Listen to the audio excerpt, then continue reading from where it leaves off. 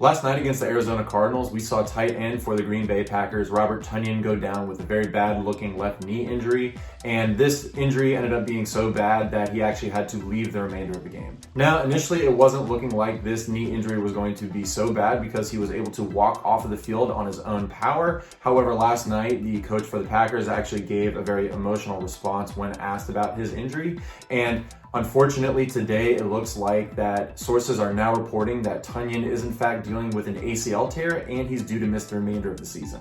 Now, the initial replay did not look so severe when it came to actually looking at his left knee, but as we slow it down, we can kind of see the exact moment when it looks like that injury happened. And since some people may not be too familiar as to why this would cause an ACL tear, I'm gonna go ahead and focus on that with this video. Welcome back, sports fans. For those of you that aren't familiar with me, my name is Nick Gallo and I'm a doctor of physical therapy. And with my channel, I take a look at sports injuries and I try to explain them so that they are a little bit easier to understand. Then I go into the actual anatomy of the injury and finally what that person would expect when in rehab. If you like today's video and you like this sort of content, please hit that thumbs up and subscribe to the channel because I will be making more videos in the future regarding sports injuries, rehabilitation, and other physical therapy related content. Also, if you have any comments or questions, please leave those in the comment section below. Now, we can see here that as Tonyan is going to catch the pass, he's going to run further, and at about right here, we see that left foot just plant very awkwardly into the ground, and it looks like that knee sort of gets a rotational component to it. Right after that, this is when, of course, Tonyan will be laying on the turf in terrible pain. Now here I have a model of the knee, and so to form the knee, you're going to have the bone known as the femur, which is the bone in the thigh, come down just like this. And coming up from the lower leg, you're going to have the tibia, which is the bone that we often associate with as the shin bone, come up like this. And finally, we have the fibula, which is located on the outside of the lower leg. Now, there are some very important structures that contribute to overall stability in the knee, and the four that we often hear about frequently are the four major ligaments. The first one, of course, is the ACL, or the anterior cruciate ligament, which is located right in through here. As we go towards the medial or the inside portion of the knee, this is the medial collateral ligament, or the MCL, right along in through here.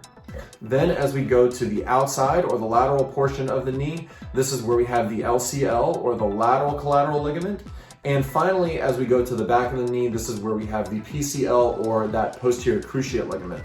There also are two other really important structures in the knee, and they are, of course, the medial and the lateral meniscus. You can think of these two structures as essentially shock absorbers between the two bones. Now, of course, right now, once again, sources are reporting that unfortunately Tonyan is dealing with a torn ACL, or torn anterior cruciate ligament, located right in through here. Now, the ACL actually has a couple of very important functions. The first, of course, is yes, it's going to contribute to overall stability of the knee. So, of course, it needs to be intact to contribute towards that. The next function that the ACL has is it's actually going to prevent a motion known as anterior translation of the lower leg, or anterior movement of that lower leg away from the femur. Now, this looks like just like this actually. So you can see right here that as I'm pulling that lower leg away from the femur, that is actually going to stress that ACL right in through there. So that is one of the other big functions it has. And finally, it actually provides a very good rotational stability to the knee.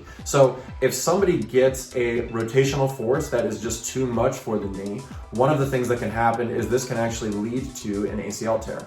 As we go back and we actually look at the injury video, what happens is at the last step right about here, this is where Tonyan places a lot of force going through that knee, and it looks like that knee is going to dive inwards a little bit and put a slight bit of rotational force going through that knee. Now you can see that as I do this here, if I plant and I go to try to do a rotational force just like this, if that knee dives in a little bit, that can put significant stress and strain on that ACL. Now, if this force is great enough, this is a force known as a dynamic knee valgus, where a person is getting a lot of force from the outside going in. And this can also really lead to that ACL tear. So I think that although the injury video itself doesn't necessarily look terrible, that the fact that he planted very awkwardly and there was that rotational force going through the knee, I think this is the moment, and this is what caused that ACL tear. This type of force can also put some other structures at risk. One that really comes to mind is the MCL, and of course the medial meniscus, because as you get that rotation and you get that dynamic knee valgus, those two structures are also at risk. And there are times when all three are injured at once. This is called a terrible triad injury.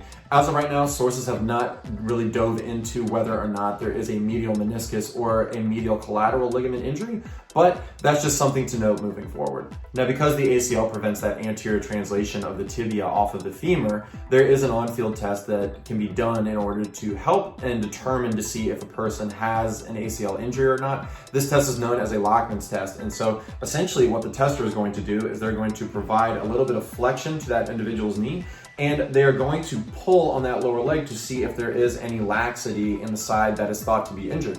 And they're going to do this, and they're going to compare this to the non-injured side. And if that person does have some laxity, then that makes the tester think that they are in fact dealing with an ACL injury. But of course, the gold standard is the MRI, and Tonyan did have that today, which confirmed the diagnosis. Now, when we're talking about ACL injuries, there is of course a grading system, and that is grades 1, 2, and 3. In a grade 1 ACL injury, this is when a person is going to get stretching of the ACL. In a grade 2, this is when a person is going to get some stretching and partial tearing. And finally, in a grade 3, this is when a person will have a full rupture. Now, sources are saying this is a torn ACL. If it was a partial tear, they usually would go ahead and describe it as a partial tear. So unfortunately, this is going to be one of those grade 3 ACL injuries, and this is unfortunately going to sideline him for the remainder of the season. Now, when a person is dealing with a full ACL rupture or grade 3 injury just like this, a lot of times what's going to happen is that person is going to have an ACL reconstruction. They can do this a number of different ways, but essentially what they're going to do is they are going to take a piece of tissue, whether it be from the patellar tendon or from the hamstring or sometimes a cadaver. They're going to use this in order to essentially create a brand new ACL for the individual. After a person gets an ACL reconstruction, they're going to be in this big brace that we often refer to as a drop lock brace. This brace is going to span essentially from the thigh going all the way down to the ankle, and it's going to have dials on the side. And we call it a drop lock because essentially you can control how much flexion or how much knee bend a person can have. During the initial stages of the rehab process, you don't want that person to bend fully because you want to essentially protect that graft that has been put in. But once the person is out of that protective phase, then of course we start to work on range of motion, because we want that person to have as much range of motion as they did when they first came in pre-injury.